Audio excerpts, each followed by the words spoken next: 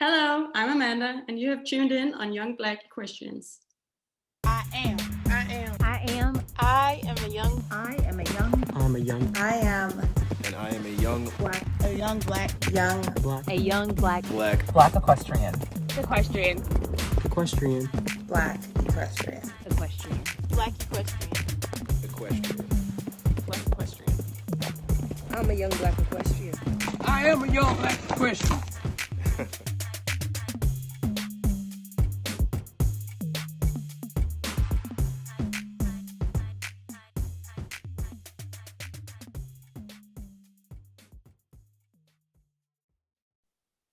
Hey, everybody, and welcome back to another episode of Young Black Equestrians with your hosts, Abriana Johnson and Caitlin Gooch.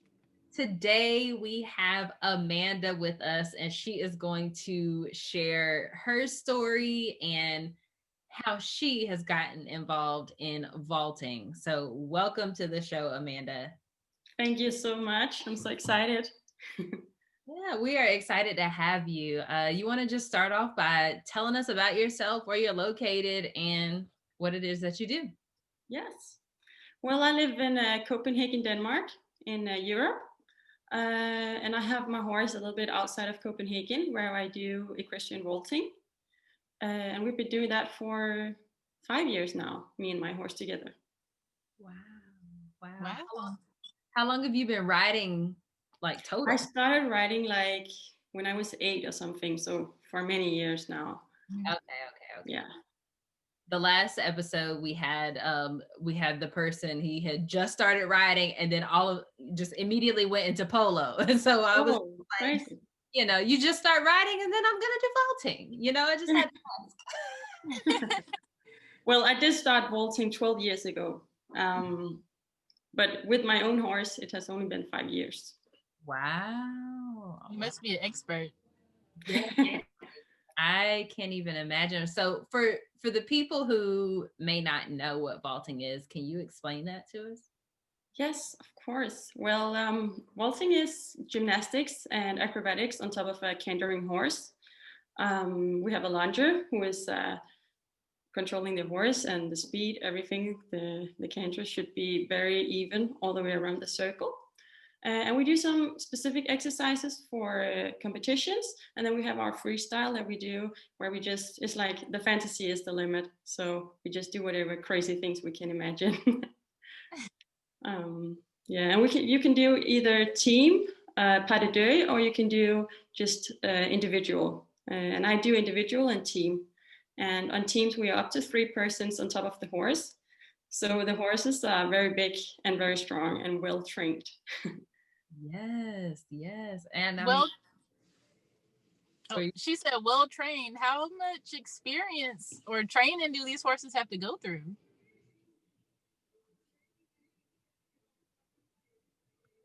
Oh no, are you frozen? Oh, am I frozen? No, she's frozen. Okay. I froze. Okay, yeah, I'm back. Did you hear her question? No, unfortunately not. You said the horses are well trained. How much training do they have to go to be prepared for vaulting? Of course, they have the basic training with dressage and trail rides and jumping and everything just to vary their training. But they also have to have a very calm mentality because they have us hanging around on the side and we go up and down in speed. So yeah, their mentality is also very important, and you can train that in many various ways, I think, through the other disciplines as well. Mm-hmm. About what is the average age of a vaulting horse? Because you got to put this training on. I'm sure you guys want to make sure that they're mentally mature. Yeah. Start flipping on them.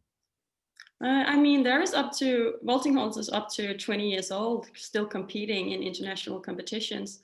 But from 10 to 15, 16, I would say is very normal because they have the head and they have the training with them. So.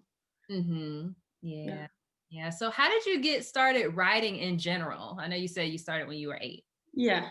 I started because my mom, she's been a rider her whole life until she got pregnant with me and then she stopped.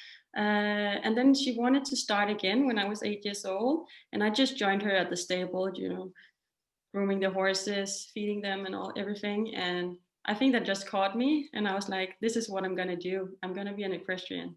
And then I started riding ponies. And when I got too big for ponies, that was actually when I started doing vaulting instead, because my mom was like, what if I launch you and you just sit there and try to get comfortable with this huge animal? And I think that's how it started, actually, with the vaulting, the transition. Yeah. Oh, I love that. Yeah, a family affair. So yeah. Does your mom do vaulting as well? No, she never has. She's just been riding dressage and done show jumping when she was young. And then she just wanted to casually get around horses again. Mm-hmm. Yeah. That is so cool. What is one of the biggest challenges you faced kind of in your industry? It's definitely finding horses, first of all. In the beginning, because I had my horse for 4 or 5 years now. But before that, I was always on borrowed horses, either from the equestrian facility or the riding school or private persons. And it's very hard to find someone who thinks it's all right to do vaulting on their horse. Some people think it's harsh. But I mean, the horses are well trained, and we use equipment that protects the horse as well if we do something that might have hurt them or anything. So definitely finding good horses that are mentally prepared for it and has the training in general to be able to lift and work with us when we do our gymnastic stuffs on them. Mm-hmm. Yeah. And also I feel like getting time in an indoor arena, because I live in Denmark and it's like freezing here, especially in winter. So getting space to take, a half an arena to launch the horse and start practicing is very difficult as well. Mm-hmm, mm-hmm. I can imagine. You said that you were at a riding school? Yeah, I started at a riding school. Right now I'm at a private facility where I have my horse just stabled there and practice there. So not at a riding school anymore, but that's where I started. Mm-hmm, mm-hmm. So did you start like when did you start going into the competition aspect of it? Like how long did you train? What was that journey like? We have classes all the way down to walk. So I think I actually started right away with competitions just to see what it was all about. So when I got the basic techniques and the exercises that you have to execute at a competition, and I felt like, okay, I can do this. Then I just registered for a competition and went away. So I think maybe 1.5 year in, I had the courage to start a competition. What are some of those basic techniques? I mean, you gotta have general good physics. You have to be fit. You have to be strong, and you have to be flexible. And you have to. I mean, everybody should be able to do a handstand in the end if you want to go far in this sport. So it's a lot like the gymnastics, that you have to do all those basics, rolls, and you have to do handstands, cartwheels. Mm-hmm. And then we have some exercises that looks a lot like yoga, and you have to be able to do those as well. Mm-hmm. So how much time do you think you practice off of the horse to achieve these things on the horse? Yeah, that's the part. That's a lot. I think I work out 5 times a week, and then I have my vaulting specific practice on horse 2 days a week. And some days I practice 2 times a day. So I have fitness in the morning, and then I have horse in the night, and then work in the middle of the day. So it takes a lot and a lot of discipline to keep yourself fit and then have your horse fit as well. Mm-hmm. Yeah, I bet. So I'm happy that you said that, you have a day job that you're having to balance on top of that. What career are you in with your day job? I'm a physiotherapist. I finished my studies 2 years ago. And I think I chose that study because it was so close to vaulting. You know, I've had a lot of injuries myself, and I just got really interested in how the body works. Yeah, so I took up the study for almost 4 years, and then I finished 2 years ago, and now I work as a full-time physiotherapist besides vaulting, because you can't live professionally off vaulting in Denmark, at least. So it's a hobby more than than my main profession. Mm-hmm. Yeah. And how has that, because I'm sure it has, how has that helped you kind of, or has it helped you with your vaulting? It definitely has, because I've learned to see the things from another perspective, especially when it comes to evolve techniques or learn new skills or movements.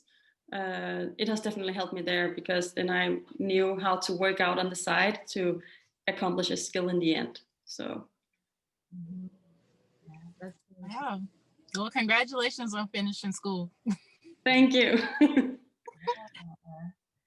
What's a common misconception people may have about vaulting?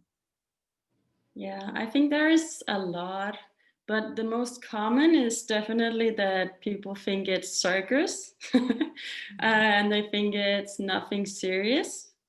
And that's also why it might be hard to find arenas to practice in, because people are like, oh, you just do that for fun. It's not a real discipline.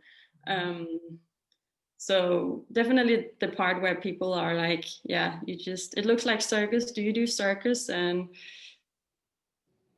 also the horse part, they think it might look harsh on the horse, because we do jumps and we do cartwheels and everything. But I mean, the equipment is built for it. It absorbs any kind of hard landings or So of course the balance is important, and we need to be very balanced to not do too many what is it called?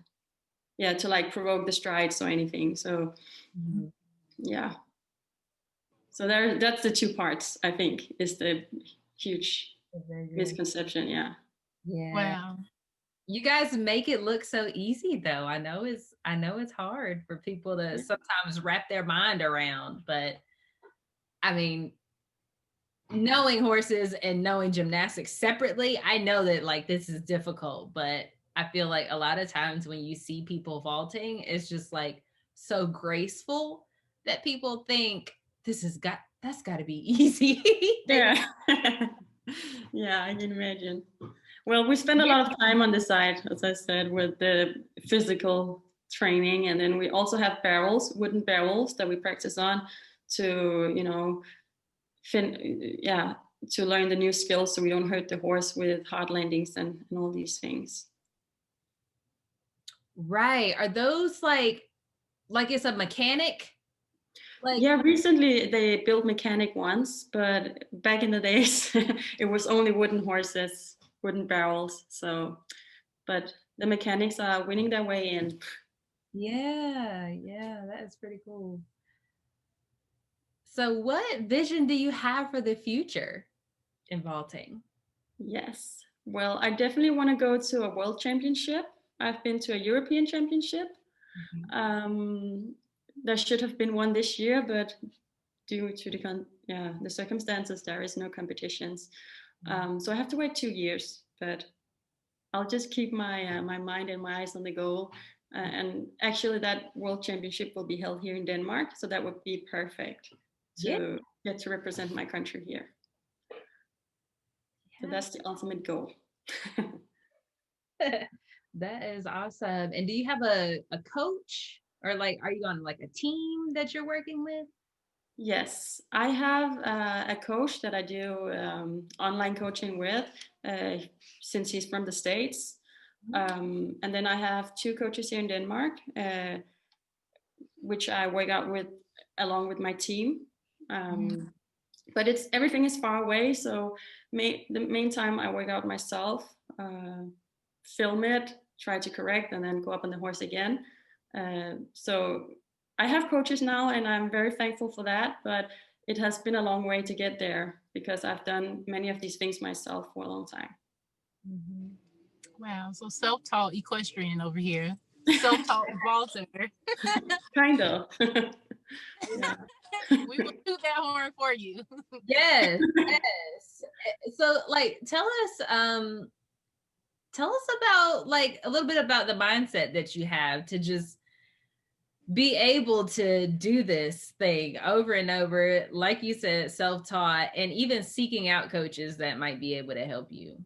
Yeah. I mean, also my studies has definitely changed my side on mindset, because I've learned that that is a thing. I mean, I've all the first years that I started doing this, I just, look what other people did and did the same thing instead of trying to see how I could evolve and be myself. And and I think that, I mean, I've had a lot of injuries, and that have been taking me off and out of the sport for long periods of time, and that definitely helped me evolve my mindset, and helped me trying to reach my goals and try to practice and work out smart instead of doing too many repetitions and hurt myself. So definitely keeping my mind on the goal and trying to make a plan on how I get there physically and mentally as well, along with my horse, of course.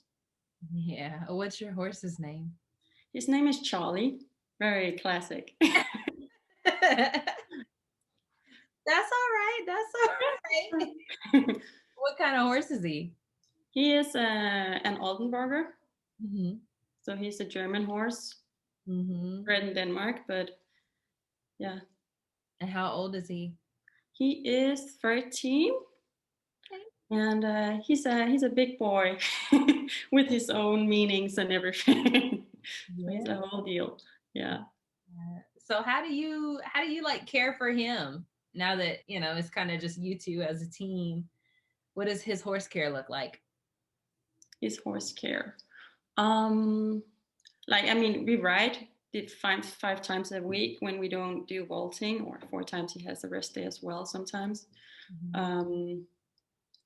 Well, right now he lives at a temporary stable, because we're in between movements. So it's a little different at the time. But usually, I mean, I went out there every day, and he lives on a field and a paddock. So he's just well covered up in clothes to not freeze. And then I just, groom him, go for a ride, and we do a lot of yoga and stretches. Or it's not yoga, I call it horse yoga, just to make sure he is flexible as well and prepared for everything I'm gonna put him through. And then we just go see as many different places as possible, just to make him calm in new places. So whenever we go for a competition, he will be more calm. That is so important. Getting your horse used to being in different places, because horses, they will cut up. Yeah, they'll just change their mind all of a sudden. Yeah. Actually, we're not going to do this today. That's good. What do you do with your hair for vaulting, for practice and competitions? Well, it's different. When I had box braids, I just made a bun on top and hoped it didn't fall out. Because if it's too long, it's a little bit dangerous, because you can get caught on the horse or in the handles or something, which is also why we don't use helmets, because you can just get stuck places where you're not supposed to be stuck. But I usually just do a bun, and depending on my theme or the vibe I'm trying to show, and I do my hair after that. So braids or buns. I never even thought, like, oh yeah, they don't wear helmets when they're vaulted. Yeah, because in this situation, it's a safety hazard to wear one. Yeah, but not here. It's safer to not wear one. So. What does the tack look like? I know you said something about handles. Is that just considered like a surcingle? Like, what is, I don't know what that. Yeah, it is a surcingle with these square handles. So And then they have loops or straps on the side as well, so you can put your feet in. Not like stirrups, but you're not allowed to like stand in the straps like that or get on the horse with those. But if you have a team, for example, then you can have one sitting supporting someone who is standing, and then you can put on these loops around your knees, so you're sitting. Yeah, you're actually stuck on the horse if it does anything. But yeah. That just reminded me because I've watched vaulting and I don't know what it's called, but is there a proper term for like, I guess the jog that y'all do to like go back? Because I've always wondered. Yeah. Yeah, people keep laughing at that one, especially if they've never seen it before. Yeah, I actually don't know if if it's like a criteria to do that run, or if you can just run normally. I think it's my gosh. Everybody's just doing it, so I guess it's unwritten. It's an unwritten rule. Oh my gosh, that's so funny. I have to ask. So he's just like, oh, I saw them doing it. I'm gonna do it too. Yeah. Who was the first one then like that? Sorry. Right. This whole time you could just walk. That is hilarious. Oh my goodness. Okay, my side is cramping. What are some of like the rules of vaulting? I know you said, you can't stand in the stirrups, but like what are some of the, I mean, I know there's probably a lot, but yeah, there are guidelines, and there are different levels, but I mean, on the level I'm on, we have 3 programs that we have to go through. We have the compulsories, which are 7 already defined exercises that we have to do in the right order. And there's no time on that program. You can just run through it without, take your time. If your horse is crazy, just sit there and wait before you go for the next one. And then we have the freestyle. You have 1 minute to complete at least 10 exercises. And then you have to use the music, and you have to use the whole horse. So you have to be on the butt, and you have to be on the neck and on the sides, and you have to touch the ground and everything. And then we have the technical test, which is a combination of the 2. So there are 5 given exercises that has a specific way that you have to do them. And then you have to combine that with your own creativity. And you have to do all that in 1 minute. So, I mean, you better come prepared. You have 1 minute. This is like the equivalent of people saying cheerleading isn't a sport. Right. Yeah. I will go down that road all day long. Yeah, you're right. Because what you just described sounds like a lot. Yeah, it is a lot. So it takes time to get comfortable with it, for sure. Yes. I can only imagine.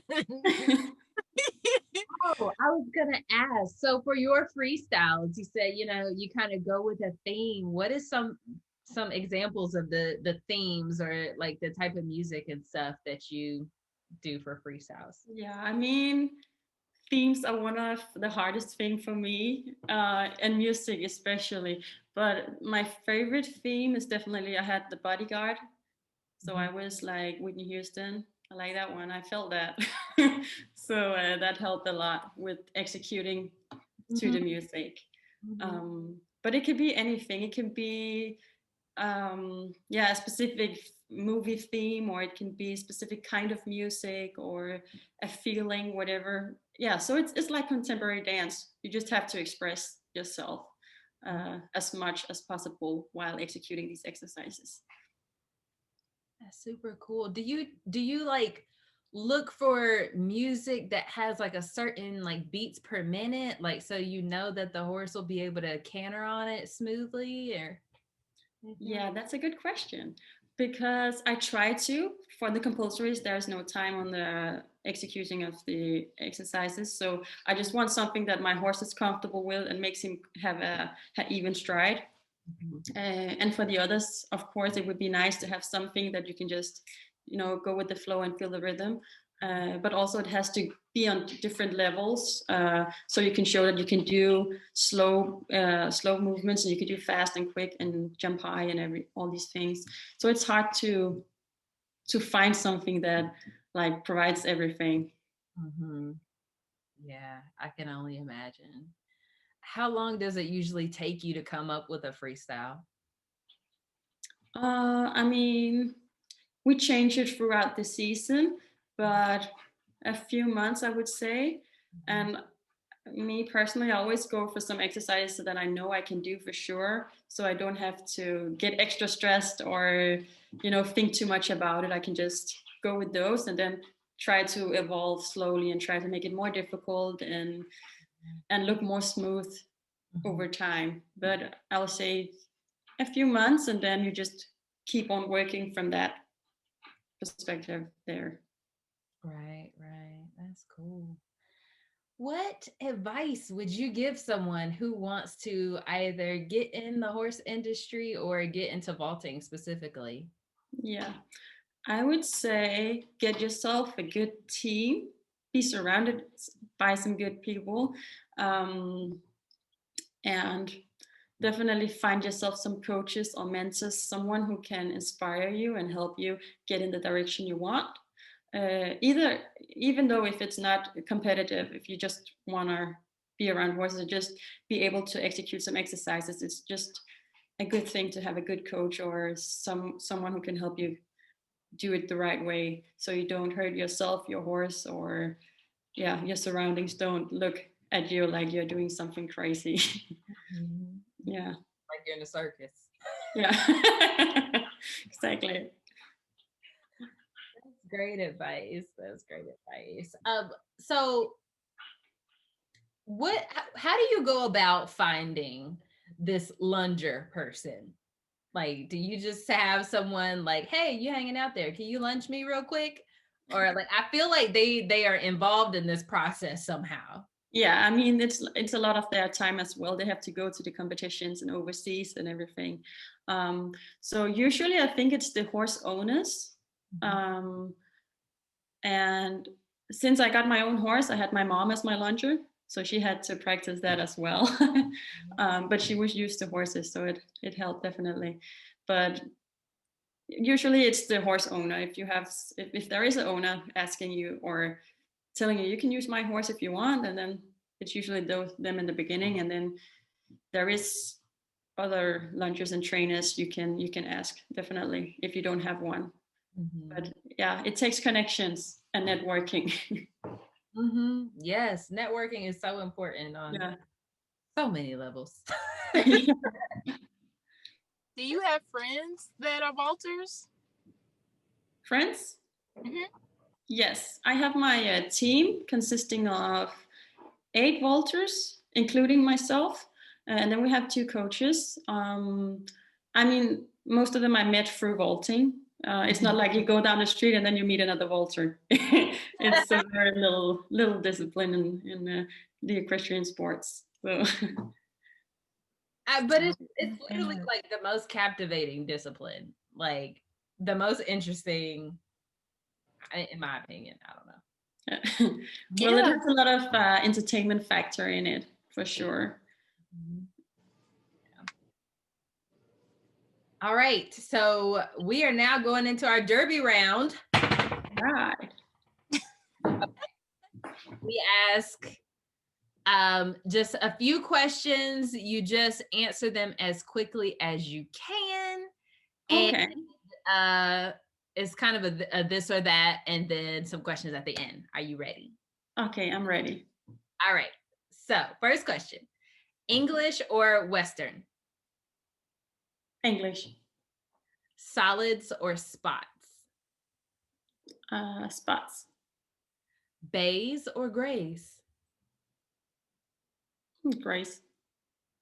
Brown tack or black tack? Black tack. A sponge or a curry brush? A sponge. Shod horses or barefoot horses? Barefoot horses. Yes, barefoot. Yes. A bumper pull or a gooseneck? A bumper pull. Rope halter or nylon halter? Rope. Wood fencing or electric fencing? Wood fencing. What is your favorite piece of barn equipment? Oh, that's a hard one. I think it's my mane and tail spray, but that's not barn equipment. That's for the That's a grooming. I feel you. What is your favorite piece of tack? Oh, it's definitely my stress ankle. Mm-hmm. When is the last time you fell off? That was a week ago. Wow. I hope you're okay.